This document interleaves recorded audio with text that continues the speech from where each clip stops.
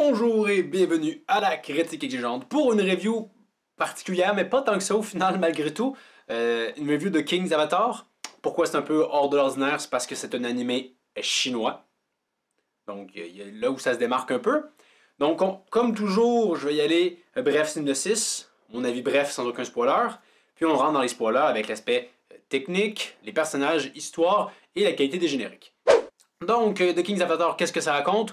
On suit grosso modo les aventures de, et je vais juste le dire le nom, puis je vais probablement mal le dire, Yixiu, qui est le plus grand joueur au monde du MMORPG Glory. Or, son équipe, du moins ses promoteurs de l'équipe, décident de le foutre à la porte parce qu'il est jugé trop vieux. Lucrativement parlant, ils se disent qu'il a atteint son apogée et que c'est temps de passer le flambeau.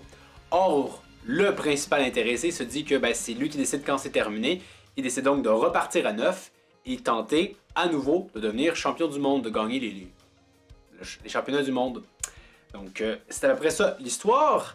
Et on le voit tout de suite à travers l'histoire que moi c'est quand même une série que j'aime parce que j'ai pas l'impression d'avoir vu ça 1000 fois ailleurs. Des animés qui se concentrent beaucoup sur des sports, ça existe. Sur des e-sports, c'est quand même pas super courant. Et mine de rien, je trouve que c'est suffisamment différent pour qu'on passe quand même un bon moment et qu'on s'ennuie pas puis qu'on se dit pas hey, j'ai vu ça 1000 fois ailleurs. Donc c'était mon avis très bref. Donc on rentre dans les spoilers.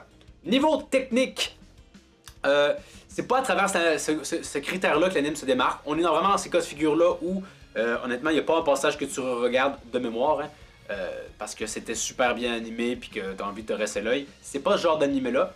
Même s'il faut quand même le soulever, présentement il y a 2 saisons de cet animé-là et il y a vraiment une chute en qualité assez marquée de la première à la deuxième. Je sais pas si c'est un changement de studio, c'est assez quand même marqué. C'est pas au point que la deuxième saison c'est dégueulasse, mais la première a été sensiblement plus belle. Mais globalement, c'est correct. Il n'y a pas des moments incroyables. Il y a parfois l'utilisation de la 3D, mais ça passe quand même bien. Mais vraiment, ça va, sans plus, sans moins. C'est vraiment au niveau de l'histoire que, selon moi, le récit brille. Parce que justement, on s'intéresse aux e-sports, un MMORPG, et je trouve ça intéressant.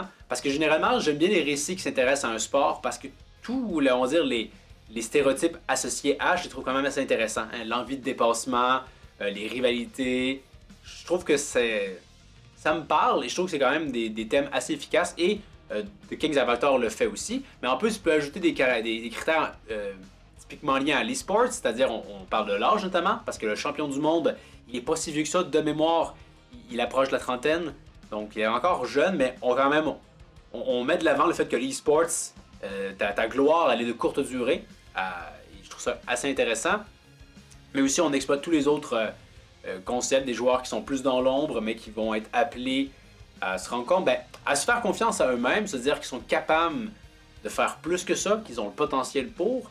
Donc, c'est là que je trouve que le récit est intéressant, d'autant plus que, on aurait pu penser que ce serait un isekai qui sont enfermés dans le jeu. Non, non, c'est vraiment... c'est pas une fiction, bref, c'est vraiment un drame réel sur les sports. À ce niveau-là, je l'aime bien. Et on peut passer tout de suite au personnage. On peut revenir peut-être à l'histoire, dans le sens où...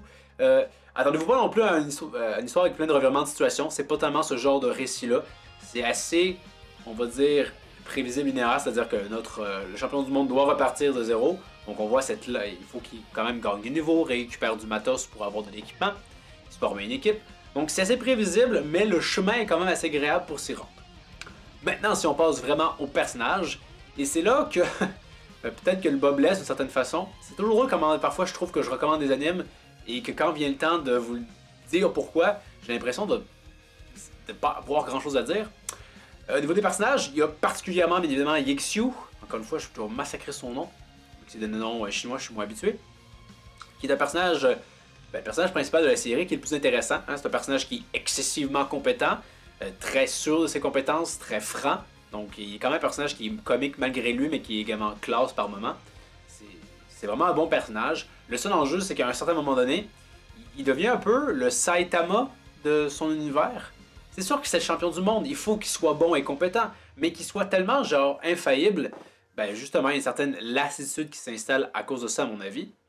Et pour les autres personnages, c'est là le problème si on veut. Bon, premièrement leur nom, oubliez ça, j'ai regardé récemment, je pense qu'il y a Pang Rong, Su Mancheng, Song Jiang, je peux leur dire leur nom, mais c'est parce que je viens de le voir récemment, autrement je m'en souvenais vraiment pas. Aussi parce que, bon, les noms en tant que tels, mais ça c'est une question culturelle, faut juste s'habituer. Mais aussi parce que ces personnages-là, je trouve que c'est pas les personnages qui sont détestables pour la plupart, mais c'est pas des personnages qui sont tellement mis en avant du récit.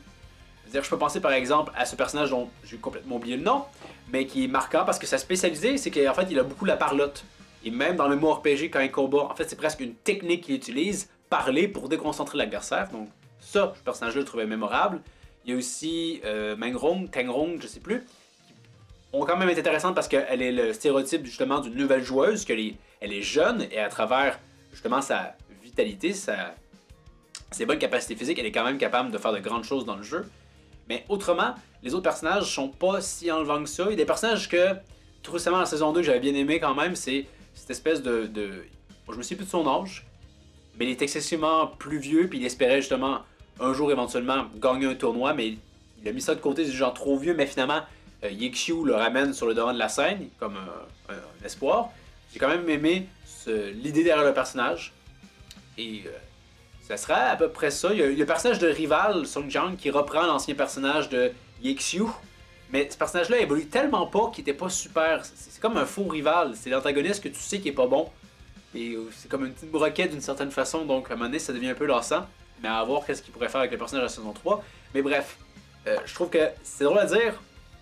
L'histoire lève le tout vers le haut. Mais c'est pas à cause de ces personnages qui, eux, encore une fois, peut-être à l'image de l'animation, sont moyens. C'est pas des personnages que je déteste. On est loin des... J'ai heureusement oublié son nom, mais le personnage de merde dans Demon Slayer. Mais en plus, on n'a pas des personnages qui sont si flamboyants, si exaltants à ce niveau-là, à mon avis. Et maintenant, on peut conclure avec les génériques. Il y en a deux.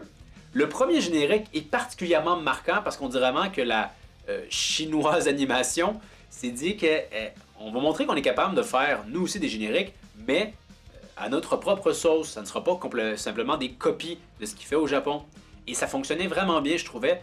À travers la musique, ce qu'on nous montrait, on arrivait à donner un sentiment de noblesse à Glory, le jeu de l'animé. Puis il y avait vraiment un côté unique, un peu comme justement l'anime en elle-même. C'est-à-dire que tu n'as pas l'impression d'avoir vu ce générique-là 1000 fois ailleurs. Et ben, le problème, c'est que le deuxième générique, ben, c'est tout le contraire. On dirait vraiment qu'ils se sont dit... Pourquoi on s'est forcé, nous, hein? Et il nous offre un générique quand même assez classique. T'as l'impression d'avoir vu ça plein de fois ailleurs. Encore une fois, c'est un classique bien fait. J'apprécie quand même ce générique-là, d'autant plus que le début, j'ai vraiment pas les connaissances sonores musicales pour vous le décrire, mais ont comme un effet de réverbération au début. C'est assez... Ça arrive vraiment, je trouve, à provoquer un petit réveil dans la tête. C'est super agréable. Mais n'empêche que visuellement parlant, au niveau de la musique, on est vraiment plus dans du... classique, ce qu'on retrouverait au Japon. Donc, c'est bien, mais c'est quand même décevant vu que je trouvais que le premier avait tellement réussi à susciter mon intérêt à travers son caractère unique. Donc, pour faire bref, The King's Avatar, c'est une série que je vous recommande. Une fois, je pense que je l'ai mal vendu malgré tout, mais si vous voulez un anime qui vous n'avez pas l'impression d'avoir vu ça 1000 fois ailleurs, ben allez-y, je pense que vous avez quand même passé un bon moment. C'est pas non plus, on parle pas, mettons, d'un chef-d'œuvre, évidemment, ou même pas d'une excellente œuvre, mais d'une œuvre quand même assez agréable qui se laisse regarder sans trop de regrets. Donc, à ceux qui connaissent, ben, faites-moi part de ce que vous en pensez dans les commentaires. Et ben, c'est ça. Hein? Donc, pour la prochaine critique exigeante, je vais probablement peut-être faire une review de moi quand je me réincarne en slime, ou juste, j'appelle ça slime parce que honnêtement, entre vous et moi, là, cette nouvelle tendance des animés d'avoir des phrases comme titre, moi ça me purge. Je veux dire, trop, c'est comme pas assez, là. Mais bon, ça va être l'occasion de faire la review de Slime puisque les 2 saisons, en tout cas 36 épisodes sont sortis, donc il y a quand même matière à discuter. Donc, merci d'avoir regardé. N'hésitez donc pas à vous abonner, commenter, partager la vidéo, en écouter d'autres. Et je vous dis à la prochaine. Critique exigeante. 这什么破人招啊！老爷要不要下手这么狠？这简直是大爆发呀！皇上不会就这样被连到死吧？哎呦呦呦，好厉害，好厉害！